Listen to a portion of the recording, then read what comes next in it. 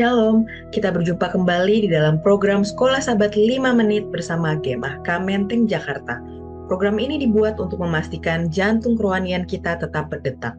Pelajaran Sekolah Sahabat kita pada pekan ini berjudul Menyanyikan Nyanyian Tuhan di Negeri Asing. Ayat hafalannya terdapat di dalam Mazmur 137 ayat 4 yang berbunyi, bagaimanakah kita menyanyikan nyanyian Tuhan di negeri asing? Ayat hafalan kita mengatakan, bagaimanakah kita menyanyikan nyanyian Tuhan di negeri asing? Kitab Mazmur diucapkan di dunia yang tidak sempurna, berdosa, jahat, penuh penderitaan, dan kematian.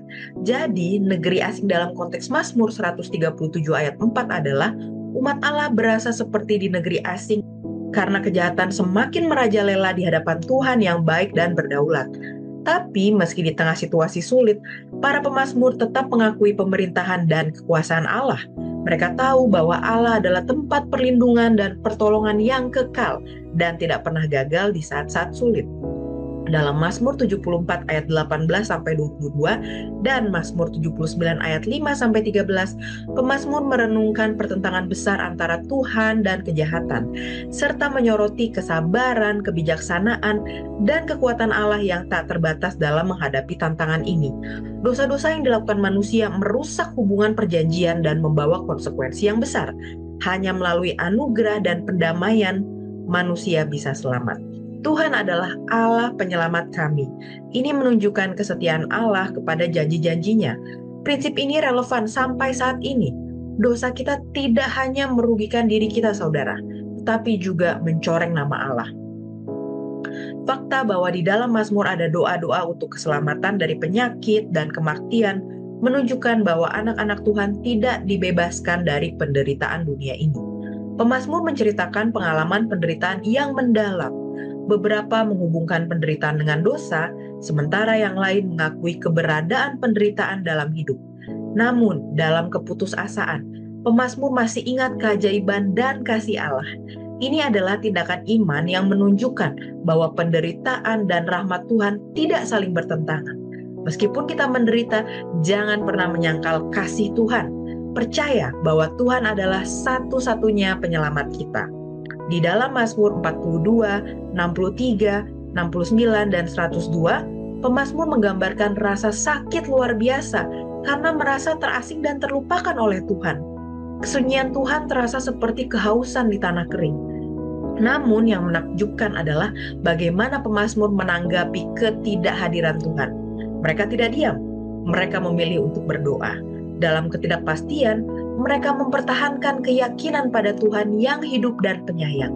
Meski terasa sepi, mereka yakin bahwa Tuhan mendengar. Bukannya malah menjadi lemah iman, mereka melihat keheningan Tuhan sebagai panggilan untuk mencarinya lebih dalam. Mazmur 77 menceritakan pengalaman seorang pemazmur yang sedang merana dan penuh pertanyaan. Dia berusaha mencari penghiburan dari Tuhan, tapi merasa, kok Tuhan kayaknya kurang peduli. Kalau Tuhan telah berubah, nggak ada harapan lagi. Meskipun tidak mendapatkan penjelasan atas situasinya, pemazmur tetap teguh dalam menantikan Tuhan, dengan keyakinan bahwa Tuhan akan bekerja seperti dulu. Meskipun tak terlihat, ia yakin Tuhan memberikan bimbingan yang misterius namun pasti. Mazmur 49 dan 94 menyoroti pertimbangan pemazmur tentang kesuksesan orang jahat. Di tengah pertentangan moral ini, pemazmur dibawa ke bait suci, tempat pemerintahan Tuhan yang berdaulat, dan diingatkan bahwa hari ini hanyalah satu bagian kecil. Dia harus mempertimbangkan bagian akhir, ketika orang jahat menghadapi penghakiman Allah. Fakta bahwa pemazmur memahami kebenaran ini di bait suci dan mengakui kebodohan pemikiran sebelumnya menunjukkan bahwa kenyataan ini hanya dapat dipahami oleh wawasan spiritual dan bukan oleh logika manusia. Meskipun kejahatan tampak unggul, orang benar diingatkan untuk tidak menyerah. Di dunia ini bisa saja kejahatan kadang tidak langsung dihukum, tapi ingat, ada hukuman kekal yang menanti. Seperti pemazmur, umat Allah selalu bertanya-tanya, bagaimana menyanyikan lagu-lagu Tuhan di negeri asing? Iman Alkitabiah seringkali menyeratkan ketidakpastian dan ketegangan, sama halnya dengan keyakinan dan ketegasan. Terkadang ketidakpastian dan ketegangan, terutama dalam menghadapi kejahatan dan ketidakhadiran Tuhan, bisa jadi hampir tak tertahankan.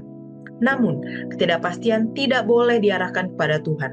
pada karakternya yang benar dan penuh kasih serta dapat dipercaya.